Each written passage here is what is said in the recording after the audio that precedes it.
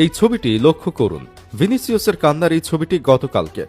লেভেন্তের বিপক্ষে মাঠে নামার আগে বার্নাব্যুর টানেলে এভাবে অঝরে অশ্রু ছড়ালেন ভিনিসিয়াস জুনিয়র। ভিনির হঠাৎ এমন আবেগে আপ্লুত হবার কারণ একেবারেই স্পষ্ট। যে মাটির ঘাসে মাদ্রিদকে সবসময় রাগিয়েছেন, আজ সে ঘাস বেইমানি করছে তার সাথে। দীর্ঘদিনের ফর্মহীনতায় চারদিক থেকে ট্রলের বন্যায় ভেসে যাচ্ছেন ভিনি।